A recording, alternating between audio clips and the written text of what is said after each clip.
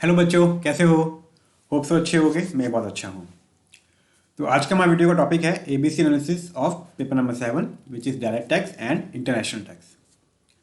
बच्चों, जब हमने पिछले कुछ अटेम्प्ट्स के पेपर स्टडी किए आईसीआई के, तो ये ऑब्जर्व किया कि आईसीआई एक ट्रेंड बेस्ड पेपर सेट कर रहा है। मतलब कुछ ही टॉपिक्स हैं जिनसे क्वेश्चन पूछे जाते हैं। क्वेश्चन के टाइप्स भी सेम होते हैं और बहुत सारे ऐसे टॉपिक हैं, मिसलेनियस टॉपिक्स, जिनसे क्वेश्चन बहुत ही रेयर पूछे जाते हैं, फिर नहीं पूछे जाते। पूछे भी जाते हैं तो 4 या 5 नंबर के क्वेश्चन पूछे जाते हैं, उनकी ज़्यादा वेटेज नहीं है। तो हमने सोचा कि एक बार देखते हैं कि ऐसे कौन कौन से टॉपिक्स हैं जो इंपॉर्टेंट हैं, ऐसे कौन से टॉपिक्स हैं जो कम इंपॉर्टेंट है या फिर जो ज़्यादा इंपॉर्टेंट नहीं है, उनको हम जल्दी जल्दी कर सकते हैं। तो उसके लिए सबसे पहले हम डिस्कस करते हैं कि पेपर का स्ट्रक्चर कैसा होता है। जो हमारा 100 नंबर का पेपर होता है डीटी का, वो 2 पार्ट्स में डिवाइड होता है। 70 मार्क्स का आपका सब्जेक्टिव होता है, 30 मार्क्स का ऑब्जेक्टिव होता है। तो ये स्ट्रक्चर होता है मेरा। आपको पता होगा इस सब्जेक्टिव के अंदर आपके 6 क्वेश्चन पूछे जाते हैं। Question number 1 to question number 6। Question ये सारे 14 मार्क्स ईच होते हैं, ईच 14 मार्क्स। क्वेश्चन नंबर 1 जो होता है ये कंपल्सरी होता है। बाकी 5 क्वेश्चन में से आपको एनी 4 करने होते हैं। इन एनी 4 में भी एक इंटरनल चॉइस होती है आपकी 4 मार्क्स की। तो एक्चुअली तो आपका 88 मार्क्स का पेपर आता है सब्जेक्टिव का, जिसमें से आपको 70 मार्क्स का अटैम्प्ट करना होता है। ठीक है जी, ठीक है। इस 30 मार्क्स में जो एमसीक्यू है आपका, इसमें कोई चॉइस नहीं आती। इसमें 1/2 मार्क्स के आपके एमसीक्यू होते हैं। 8 से 10 एमसीक्यू आपके 2 मार्क्स के होते हैं और बाकी आपके 1 मार्क्स के होते हैं। ठीक है सर, ये तो हमें पता था। हमने जल्दी जल्दी डिस्कस कर लिया। अगेन आपका जो ये पेपर नंबर 7 है DT and I international taxation, इसको 2 भाग में डिवाइड किया हुआ है आईसीआई ने। एक डोमेस्टिक जो अगेन 70 मार्क्स का है आपका, और एक इंटरनेशनल जो 30 मार्क्स का है। जो 70 और 30 मार्क्स हैं ये इंक्लूसिव ऑफ एमसीक्यू हैं। हाँ जी सर, समझते हैं। अब आईसीआई ने क्या किया हुआ है, आईसीआई ने इसको भी आपके सेक्शन में डिवाइड कर रखे हैं, डोमेस्टिक को भी और इंटरनेशनल को भी। सेक्शन मतलब उसने कुछ चैप्टर को क्लब करके एक सेक्शन बना दिया और उसके बाद उन्होंने कहा इस सेक्शन की ये वेटेज है, इतने से इतने मार्क्स का सेक्शन का इसमें पेपर आएगा, और वो वेटेज आके पेपर में फॉलो भी होती है। तो नॉर्मली आपका जो सेक्शन वाइज वेटेज दी हुई है आपके आईसीआई की वेबसाइट पे, वो आपके एग्जाम पेपर में फॉलो होती है। हमने क्या किया, हमने एक छोटी सी टेबल बनाई है। ये टेबल सेक्शन वाइज है, यहाँ पे सेक्शन लिखे हैं आपके, सेक्शन 1 2 3 4। ये सारे चैप्टर्स हैं जो सेक्शन के अंदर ग्रुप किए गए हैं। ये वेटेज है एज पर द आईसीआई, जो आईसीआई की वेबसाइट पे अवेलेबल है। फिर जो ग्रीन पेन से लिखा हुआ है, ये नवंबर 2020 में इस सेक्शन में से कितने मार्क्स का और किस टॉपिक में का पेपर क्वेश्चन आया, वो हमने लिखने की कोशिश की है। ऑरेंज में नवंबर 19 का और अगेन ब्लू में मई 19 का। तो 3 अटेम्प्ट को हमने इसको टेबल फॉर्म में लिखा है, ये समझने के लिए कौन से चैप्टर इंपॉर्टेंट है, किस में से क्वेश्चन पूछे जा रहे हैं और किस तरह के क्वेश्चन पूछे जा रहे हैं। मई 19 से पीछे भी हमने स्टडी किया, बस टेबल में डाला, बिकॉज मई 19 से ही आपका ये 70-30 का एमसीक्यू वाला फंडा आया था। उससे पहले 100 मार्क्स का सब्जेक्टिव पेपर होता था। ठीक है सर। तो अगर आप देखोगे तो जो डोमेस्टिक टैक्सेशन है, जो आपका 70 मार्क्स का, इसको 6 सेक्शन में डिवाइड किया गया है। 6 सेक्शंस में, सेक्शन 1 2 3 इस पेज पे आ रहे हैं, नेक्स्ट पेज पे 4 5 6। तो अगर आप देखो इसमें से, तो इसमें से 4 सेक्शन तो ऐसे हैं, section number 2, section number 3, 4, section number 6, जिसमें से 4 to 7 मार्क्स की ही वेटेज है। तो बाकी 2 ही सेक्शन बच गए जो आपके मैक्सिमम वेटेज देते हैं, सेक्शन 1 एंड सेक्शन नंबर 5। ऐसे ही इंस्टीट्यूट ने इंटरनेशनल टैक्सेशन को भी 2 सेक्शन में डिवाइड कर रखा है। सेक्शन 1 है, सेक्शन 2 है। तो ये 30 मार्क्स का पेपर है आपका इंटरनेशनल टैक्सेशन का। सेक्शन 1 22 से 25 मार्क्स और सेक्शन 2 अगेन 5 to 8 छोटा सा वेटेज लेता है ये। अगर आप देखो तो शुरुआत हम पहले छोटे छोटे सेक्शन में शुरू करते हैं, 2 4 से 7 मार्क्स के। इसमें नॉर्मली एक क्वेश्चन पूछा जाता है, फिर 2 क्वेश्चन पूछे जाते हैं, 6 7 8 मार्क्स के आसपास के क्वेश्चन पूछे जाते हैं इसमें। अगर सेक्शन 2 देखो तो इसमें 3 टॉपिक कवर करता है आईसीआई: ट्रस्ट, पॉलिटिकल पार्टी और इलेक्टोरल ट्रस्ट। इसमें आज तक जो तीनों टाइम में देखा आपने, हमने जो देखा है आप भी देखना, इसमें सिर्फ ट्रस्ट के ही क्वेश्चन आए हैं, पॉलिटिकल पार्टी और इलेक्टोरल का क्वेश्चन नहीं आया। तो इसका मतलब ट्रस्ट का क्वेश्चन तो आना ही आना है। अच्छा, ये बात मान के चलो कि इस सेक्शन में से इतने मार्क्स का पेपर तो आएगा ही आएगा। तो इन तीनों में से कौन सा ज़्यादा इंपॉर्टेंट हुआ? ट्रस्ट का क्वेश्चन तो आपके पेपर में आएगा ही आएगा। ठीक है जी, तो ये तो मोस्ट इंपॉर्टेंट कैटेगरी में आ गया। आप देखोगे नवंबर 20 में एक ट्रस्ट का क्वेश्चन आया 10 मार्क का, अगेन कॉम्पिटिशन। नवंबर 19 में accredited income, again relative trust, but ये एक्चुअली अमेंडमेंट थी। ये जो मैंने हाईलाइट कर रखा है ना येलो से, ये अमेंडमेंट्स है। तो अमेंडमेंट इस टॉपिक में थी, इसलिए ये आया क्वेश्चन। और मई 19 में अगेन ट्रस्ट का कंपटीशन का सेक्शन का क्वेश्चन ही था। तो ट्रस्ट मेरा बहुत इंपॉर्टेंट है, इस सेक्शन में से क्वेश्चन आएगा तो मोस्ट एक्सपेक्टेडली ट्रस्ट का क्वेश्चन ही आएगा। उसके बाद सेक्शन 3 पे आऊँ मैं, तो इसमें tax avoidance, evasion and planning के है, प्लस गार। अगर आप देखो अगेन आपको पता होगा इसमें से गार ही सबसे ज़्यादा इंपॉर्टेंट है। नवंबर 20 में भी गार का क्वेश्चन आया था और नवंबर 19 में भी गार का क्वेश्चन आया था। अब गार में भी 2 तरह के क्वेश्चन बन सकते हैं, एक थ्योरी बेस्ड क्वेश्चन डेफिनेशन पूछ ले, एक प्रैक्टिकल बेस्ड क्वेश्चन एप्लीकेशन पूछ ले, कि एक सिनेरियो दे देगा, उसमें पूछा गार लगेगा या नहीं लगेगा। तो नवंबर 20 में थ्योरी बेस्ड क्वेश्चन आया था, पर नवंबर 19 में एप्लीकेशन बेस्ड क्वेश्चन आया था। मैं कैसे एप्लीकेशन बेस्ड की क्या क्या कुछ ज़्यादा करनी चाहिए, क्योंकि थ्योरी एक्चुअली क्या आप देखोगे नवंबर 20 का पेपर, वो मेरा पर्सनल ओपिनियन है कि शायद थोड़ा अपना ज़्यादा एप्लीकेशन माइंड से नहीं बना है। उसमें काफ़ी सिंपल क्वेश्चन पूछे गए, नॉर्मली पास्ट के कॉल पेस्ट क्वेश्चन थे, तो उसको हम ज़्यादा बेस ना लें। तो नवंबर 19 में ही आपका एप्लीकेशन बेस्ड क्वेश्चन आया था। तो आप गार को सही से करो मतलब आप उसको समझो कि इसमें गार लगेगा नहीं लगेगा, और लगेगा तो क्या कॉन्सिक्वेंसेज होंगे। तो सेक्शन 3 में मेरा इंपॉर्टेंट टॉपिक निकल के आता है गार। अब मैं सेक्शन 4 पे जाता हूँ। अगेन जो छोटा सा टॉपिक है, छोटे से मार्क्स वेटेज रखता है 4 to 7 मार्क्स की। इसमें मेरे पास 5 टॉपिक हैं: TDS, CCS, advance tax, interest, assessing Dewald और रिकवरी मैकेनिज्म। तो इसमें भी आप देखोगे तो सबसे इंपॉर्टेंट टॉपिक है TDS और TCS। नवंबर 20 में 4 मार्क्स का TDS का क्वेश्चन आया, नवंबर 19 में TDS का क्वेश्चन आया 8 मार्क्स का, और मई 19 में अगेन 8 मार्क्स का क्वेश्चन आया TDS का ही। मैंने क्वेश्चन नंबर भी लिख दिया आपके लिए इन एनी केस, अगर आपको रेफर करने हो तो ये इसमें आपको TDS सही से करना पड़ेगा। नॉर्मली बच्चों क्या होता है, TDS में अमेंडमेंट्स होती हैं और ये अमेंडमेंट TDS में कवर कर लेते हैं थ्रू दिस क्वेश्चन, जो TDS का सेक्शन है। तो TDS का प्रोविजन आपको सही से करने हैं, कब लगता है, कि किस रेट पे लगता है, सरचार्ज सेस ऐड होगा या नहीं होगा, और अमेंडमेंट जो है किस TDS के प्रोविजन में, वो तो आपको बहुत अच्छे से करनी ही करनी है। लास्ट छोटा टॉपिक है मेरा सेक्शन 6, ये वाला सेक्शन।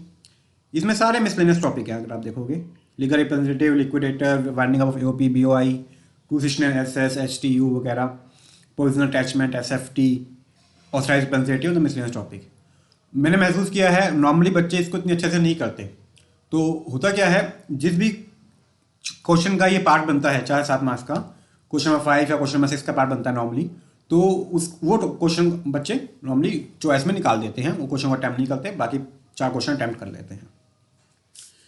इसमें से कोई इंपॉर्टेंट टॉपिक बनता नहीं है, ये मिसलेनियस टॉपिक है, किसी में से भी क्वेश्चन जस्ट सेक्शन कवर करने के लिए एग्जामिनर पूछ लेता है।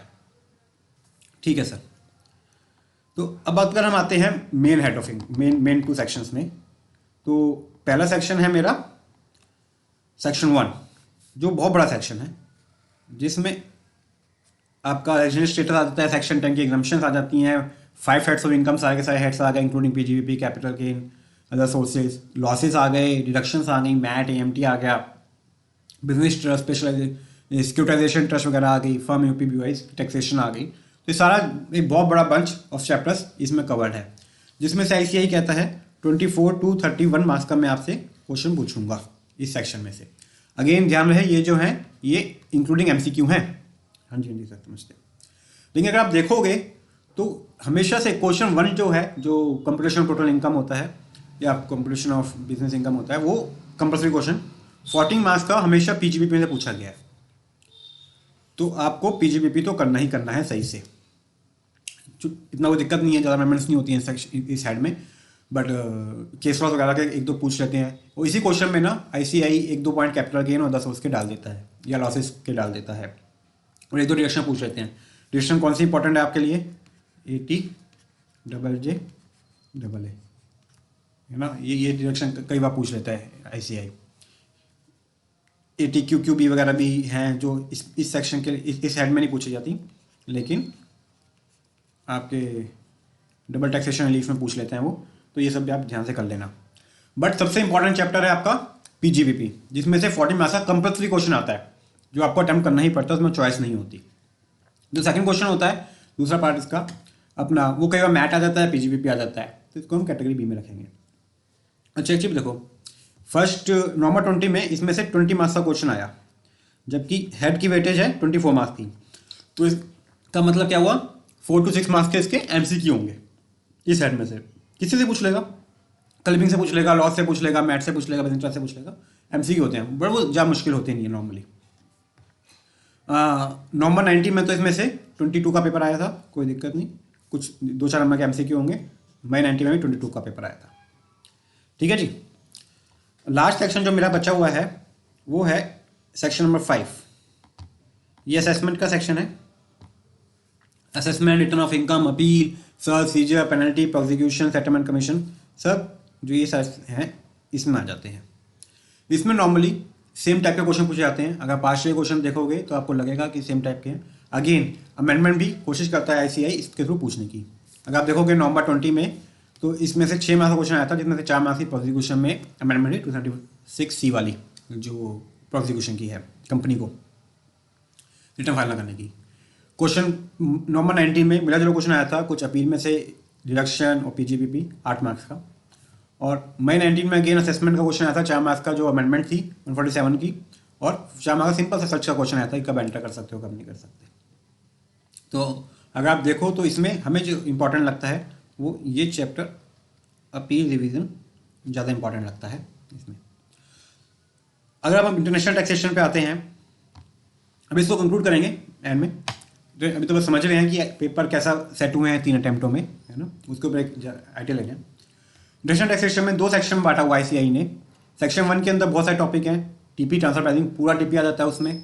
Arms and price, associated enterprise, notified jurisdictional area, limitation of interest, APA, सब कुछ इसमें आ जाता है। TP, poem, double taxation relief, उसके बाद सारे एनआर के टैक्सेशन 115A, 115AB, AC वगैरह।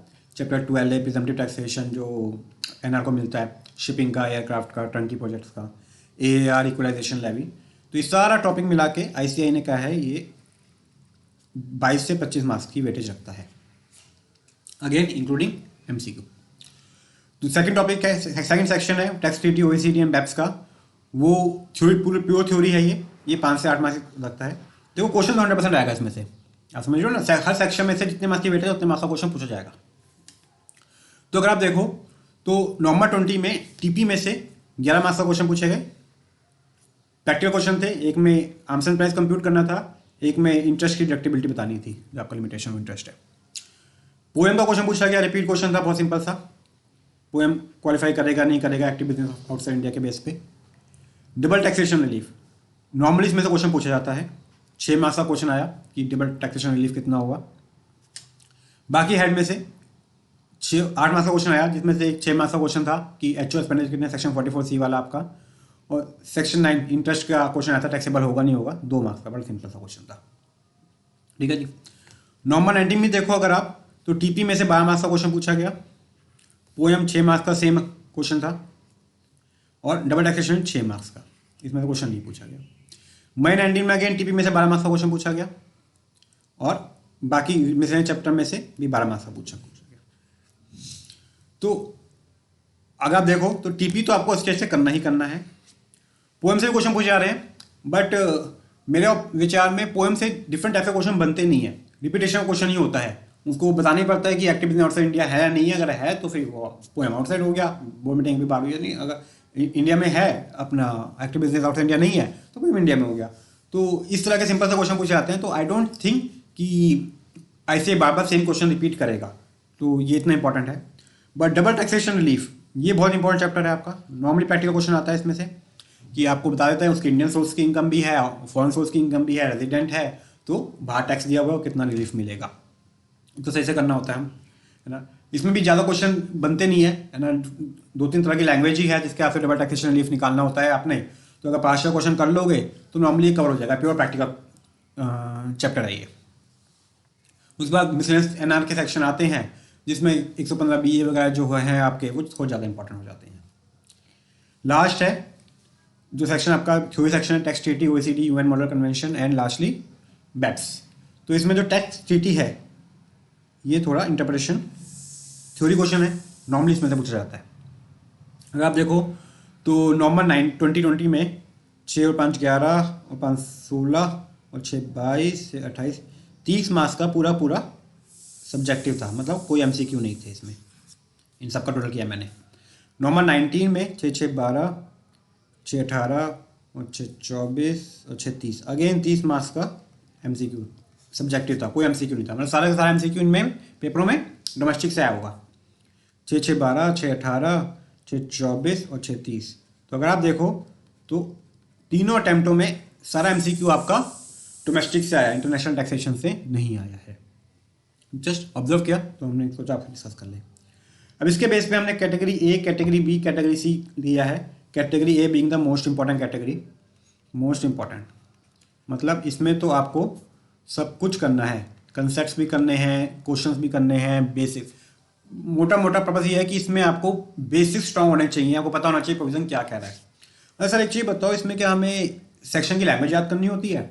नहीं बच्चों, ICAI आपसे सेक्शन की लैंग्वेज नहीं चाहता। ICAI बस ये चाहता है कि आपको ये एग्जैक्टली पता हो सेक्शन कह रहा है, उसको अपनी लैंग्वेज में लिख दो, आपको पूरे मार्क्स मिलेंगे, आधा मार्क्स भी नहीं कटेगा। लेकिन पॉइंट सारे कवर करना, जो सेक्शन चाहता है या फिर जो क्वेश्चन पूछा है वो जो सेक्शन में लिखा है वो सारे पॉइंट्स कवर होने चाहिए, लैंग्वेज मुझे बिल्कुल नहीं चाहिए। आप बड़े बड़े वर्ड्स यूज नहीं करते, कोई दिक्कत नहीं, बट सेक्शन की लैंग्वेज नहीं चाहिए, बट सेक्शन कहता क्या है वो बिल्कुल ठीक होना चाहिए। ठीक है जी।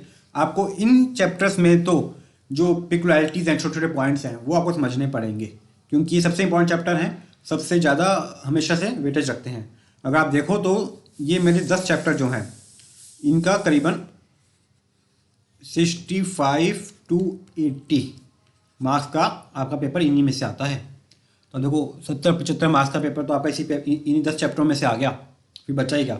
अगर आपके पास टाइम बहुत कम है तो इसी को रिवाइज करके अगर आप चले जाओ, बाकी जब पहले पढ़ा भी हुआ है, तो आपको एक अच्छे नंबर स्कोर कर सकते हो DT में। कौन कौन चैप्टर है वो?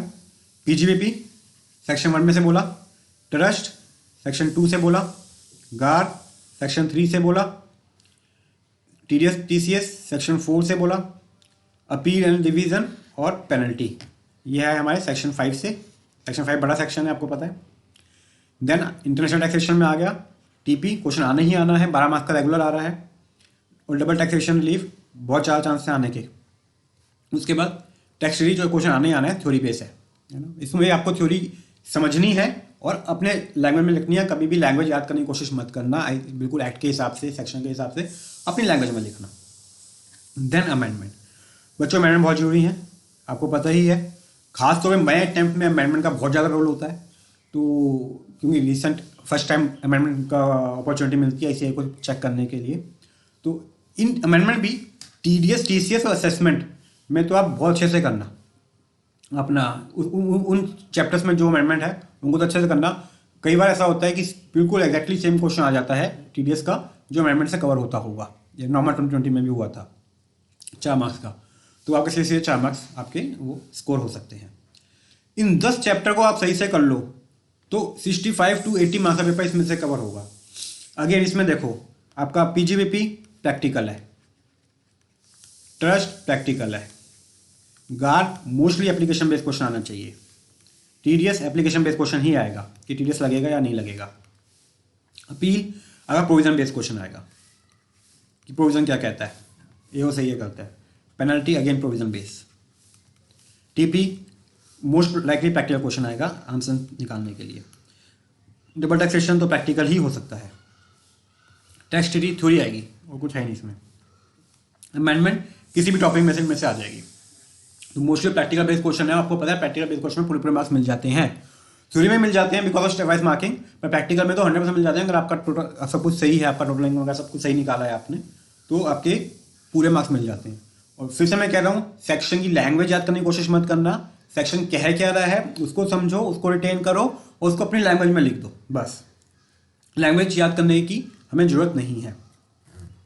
कैटेगरी बी, जिसमें से नॉर्मली 15 से 20 मार्क्स का क्वेश्चन पेपर आता है आपका। लॉसेस, ये पूरा क्वेश्चन कम में आता है, सिर्फ इसके ऊपर ये किसी क्वेश्चन नंबर 1 वगैरह का पार्ट बन जाता है, उसमें पॉइंट दिया जाता है। डिडक्शन अगेन पूरा क्वेश्चन नहीं आएगा, डबल टैक्सेशन रिलीफ का पार्ट बन जाएगा या फिर पीजीबीपी का पार्ट बन जाएगा। मैथ, इस पर पूरा क्वेश्चन आ सकता है आपका। ये तीनों चैप्टर, तीनों जो हमने अभी चैप्टर देखे, ये तीनों प्रैक्टिकल हैं। फर्म, एओपी, बीवाई कई बार क्वेश्चन पूछ लेते हैं टैक्सेशन की। इंटरेस्ट, इसमें दोनों इंटरेस्ट कवर हैं, 234A B C और 244A। सेशन प्रोसीजर, इसमें आप ज़्यादा ध्यान देना अमेंडमेंट पे, जो अमेंडमेंट है मेरी, इसमें रिटर्न ऑफ इनकम भी आ गई और असेसमेंट भी आ गई।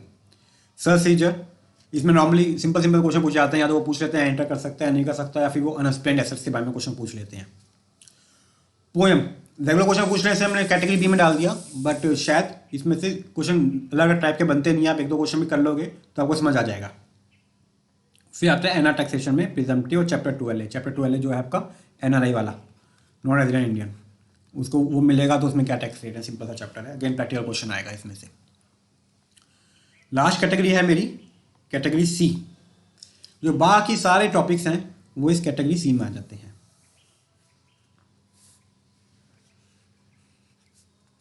इसमें से 5 से 10 मार्क्स का पेपर आपका आ सकता है, जिसको आप एंड में जल्दी जल्दी पढ़ के भी चले जाओगे समरी से, तो भी आपका काम हो जाएगा। गुड। तो बच्चों, अगर आप देखो कैटेगरी ए, सिर्फ 10 टॉपिक बताए हैं मैंने आपको, पीजीबीपी, ट्रस्ट, गार, TDS, appeal, penalty, TP, double taxation relief, tax treaty. अगर 9 टॉपिक है, अमेंडमेंट तो इसके इन सबका पार्ट ही है। तो इन 9 टॉपिक को अगर आप अच्छे से कर लोगे तो मोस्ट लाइकली आप पक्का पास हो जाओगे। पास क्या, 50+ आप ला सकते हो अगर इन 9 टॉपिक को अच्छे से कर लोगे। और मेरी पुरानी वीडियो ध्यान रखना, पेपर बिल्कुल नहीं छोड़ना, चाहे पेपर कैटेगरी सी से आए, चाहे ए से आए, चाहे बी से आए, आपको चाहे आता हो चाहे नहीं आता हो, करके जरूर आना है। तो आपके 50, अगर आपने कैटेगरी ए कैटेगरी बी सही से कर लिया, कैटेगरी ए बहुत अच्छे से कर लिया, तो आपके पेपर नहीं छोड़ा, 100 मार्क्स का पेपर अटैम्प्ट किया, तो 50+ मार्क्स गारंटीड आ जाएंगे आपके DDI सब्जेक्ट में, है ना। नहीं, हमारा जो पर्पस है वो 50+ का नहीं है, हमारा 80+ का एम है। तो उसके लिए आप तैयारी बिल्कुल सही से करना, बट ये चीज़ें रिवाइज करते टाइम बिल्कुल ध्यान रखना, रिवाइजन इसी मोड में करना। कैटेगरी ए पहले करना, फिर कैटेगरी बी करना, फिर कैटेगरी सी करना। होता क्या है, जब जिस टाइम आप कैटेगरी पढ़ाई शुरू करते हो, रिविजन शुरू करते हो, जो पहले के टॉपिक्स होते हैं वो अच्छे रिवाइज किए जाते हैं, बाद में टाइम कम हो जाता है तो वो जल्दी जल्दी भागे जाती है। तो इसलिए प्रायोरिटी हमेशा कैटेगरी ए को देना। उसमें पीजीबीपी, ट्रस्ट, गार, TDS, appeal, penalty, TP, double taxation, tax treaty, इसमें भी जो पेनल्टी और अपील है, इसमें अमेंडमेंट पर बहुत ध्यान देना। ठीक है बच्चों, तो यही डिस्कस करना था मैंने आपसे।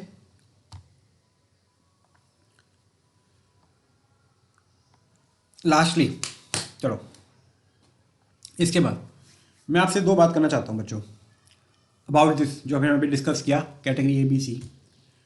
ये जो हमने डिस्कस किया ना, इसको मैं कहूँगा, है ना, अपना एज माई फ्रेंड्स, है ना, एज माई ब्रदर सिस्टर्स, कि इसको आप रिवीजन के लिए ही यूज़ करना, इस ABC एनालिसिस को।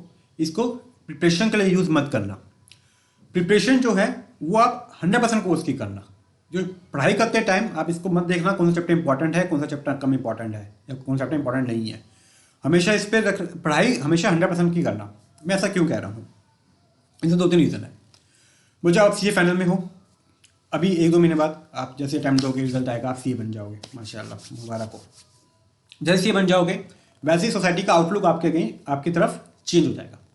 जब सोसाइटी एक्सपेक्ट करेगी आपको कि आपको सब कुछ आता हो और हर टाइम आता हो, ये नहीं कि चलो मैं देख के बताऊंगा, यू नो इट नाउ, है ना, जब भी आप बेस्ट हो, है ना। और आप जैसे ऐसे CA बन जाते हो, आप ICAI के ब्रांड एम्बेसडर हो जाते हो। अब आप जो भी करोगे ना, उसका फर्क ICAI की इमेज पे पड़ेगा। आप माशाल्लाह अपना कुछ सालों में CEO CFO बनोगे बहुत बड़ी बड़ी MNCs के कंपनीज के, तो अखबार में हेडलाइन आएगी, CA selected as a CEO of PepsiCo या कोको कोला। और भगवान अगर कुछ आपसे गलती हो जाएगी तो भी हेडलाइन आएगी सीए ने ये काम किया, है ना। तो आप जो भी करोगे अब आपके साथ सीए जुड़ जाएगा आपके नाम के साथ। तो आप अच्छा काम करोगे तो आईसीआई की इमेज बढ़ेगी, आप खराब गलत काम हुआ तो उसमें भी आईसीआई की इमेज खराब होगी। आपने देखा है न्यूज़ में ही आता है। तो अब आप अगर ऐसा होगा कि सोसाइटी में ऐसी में जाएगी कि सीए सही से जो आईसीआई है वो ऐसे सीए पास नहीं कर रहा जिनको नॉलेज है, तो वो गलत इमेज पैदा करता है। ये तो हो गया आईसीआई की बात, वो छोड़ो, अब पर्सनल बात करते हैं। इसमें आपका फ़ायदा है। देखो, एक तो आप जब पूरा कोर्स पढ़ते हो ना, तो जो कॉन्फिडेंस होता है ना वो गजब का होता है। वो कॉन्फिडेंस आपका सिलेक्टिव स्टडी से आ ही नहीं सकता, कभी नहीं आ सकता। आप खुद महसूस किया हुआ है आपने कि जब आपकी तैयारी पूरी होती है तो आप बेधड़क जाते हो पेपर देने और कहते हो पूछ लो जो पूछना है, हमें आता है। 100 मार्क्स नहीं आएंगे, 80 तो 100% आएंगे, 80 तो कोई नहीं कम कर सकता। तो ऐसी तैयारी करने की जरूरत है हमें। और इस कॉन्फिडेंस की ना वैल्यू बहुत है। जब आप इंटरव्यू देने जाओगे सीए बनने के बाद, देखो सीए बनते ही लाइफ खत्म नहीं होती, सीए बनने के बाद लाइफ स्टार्ट होती है, असली लाइफ स्टार्ट होती है ना। वर्ड को फेस करना होता है। अभी तो आपने घर में बैठ के पढ़ाई कर रहे हो, पेपर दे रहे हो, जब पूरा कॉम्पिटिशन खुला होगा तो जब आप इंटरव्यू देने जाओगे तो वो जो कॉन्फिडेंस होगा ना वो दिखेगा आपके चेहरे पे, आपके बोल पे, आपके आवाज में, आपके आंसर्स में दिखेगा वो कॉन्फिडेंस। आगे तैयारी पूरी की होगी। वो जो कॉन्फिडेंस है, वो जो तैयारी है, वो फील कर लेता है इंटरव्यूअर। उसको पता लग जाता है कि इस बच्चे की कितनी तैयारी है ना, कितनी इसमें नॉलेज है। तो अगर बेसिक स्ट्रॉन्ग्स होंगे तो आपने चाहे उस टाइम वो चैप्टर नहीं पढ़ा होगा जो इंटरव्यू में क्वेश्चन पूछा जा रहा है, जब भी आप उसको आंसर कर पाओगे और वो चीज़ सेंस हो जाती है। तो एक तो ये बात। और फिर ना आपको जिंदगी में कभी डर नहीं होगा कुछ चेंज हो रहा है। जब बेसिक स्ट्रॉन्ग है कि कुछ भी कर लें, कोई दिक्कत नहीं है। अगर आपने कंपनी में ज्वाइन किया, कंपनी अच्छा नहीं कर रही है तो दूसरी कंपनी में ज्वाइन कर लेंगे। आप कंपनी के बेस पे नहीं हो, आपको अपनी नॉलेज पे दम है ना। उस नॉलेज का दम जो है वो जिंदगी भर आपको एक अलग सा कॉन्फिडेंस देगा। जो चिड़िया जो है, जो डाल में बैठी होती है, इसको कभी डाल टूटने का डर होता है? नहीं होता है। क्यों? उसको अपने पंखों पे विश्वास होता है। ये नॉलेज आपके पंख हैं, ये आपको पता नहीं कहाँ कहाँ उड़ा के लेके जाएंगे, है ना। तो इससे सेक्रीफाइस मत करना। ये हमेशा याद रखना, मेहनत तो करनी पड़ेगी ज़िंदगी में। एक बारी अभी कर लोगे तो अच्छा है, बाद में कम करनी पड़ेगी, उसकी रॉयल्टी खाओगे। अभी नहीं करोगे, बाद में करनी पड़ेगी। और ये याद रखना बात, जितनी सीरियस स्टडी अभी कर सकते हो ना, जो आपका एनवायरनमेंट है, जो टाइम है, वैसी सीरियस स्टडी का मौका आपको सीए बनने के बाद कभी नहीं मिलेगा। इस एबीसी एनालिसिस से आप पक्का सीए बन जाओगे। आप एक कैटेगरी अच्छे से कर लो, बाकी अपना पेपर 100 पास का अटेम्प्ट करो तो आपको फेल नहीं कर सकता। लेकिन आप समझ लो, अगर प्रिपरेशन ही ऐसे करोगे, बाकी चैप्टर करोगे ही नहीं, तो वो जो नॉलेज है ना वो कम रह जाएगी, वो कॉन्फिडेंस कम रह जाएगा। तो मैं नहीं चाहता कि मेरे दोस्त, मेरे सिस्टर ऐसे निकले। तो इसलिए मैं कह रहा हूँ कि मेरी एक पर्सनल रिक्वेस्ट है, ये जो मेरा एबीसी एनालिसिस है, इसको रिवीजन के टाइम यूज़ करना, इसको पढ़ाई के टाइम यूज़ मत करना। पढ़ना हमेशा 100% कोर्स। और कुछ भी समझना है, कुछ भी ऐसा लगे कि लॉजिक से फेल हो रहा है, जो प्रोविजन बना है और जो लॉजिक है वो मैच नहीं कर रहे, तो एक बार मेरे से डिस्कस करने ना, थोड़ा सा टाइम लूँगा आपका, बट शायद कुछ हेल्प कर पाऊँगा। क्योंकि नॉर्मली हमारा जो प्रोविजन है वो लॉजिक से मैच करने चाहिए, ठीक है ना। वो कोई भी डाउट हो डीटी में तो जब मर्जी मुझे कॉन्टैक्ट करना। मैं नीचे डिटेल दी हुई है डिस्क्रिप्शन बॉक्स में। ये जो डॉक्यूमेंट है एबीसी एनालिसिस का, ये भी मैं अपने ट्विटर हैंडल पे डाल दूंगा, जिसका डिस्क्रिप्शन बॉक्स में मैं लिंक दे रखा है, वहाँ से आप डाउनलोड कर सकते हो, कोई दिक्कत नहीं है। इसमें ज़्यादा कुछ नहीं किया, ये सब पब्लिक डोमेन की चीज़ें हैं जो मैंने इकट्ठे की हैं, जिससे आपका टाइम बच जाए और कुछ भी नहीं है। चलो बच्चों, मिलते हैं फिर। जोर शोर से पढ़ाई करो एंड खुश रहो। बाय।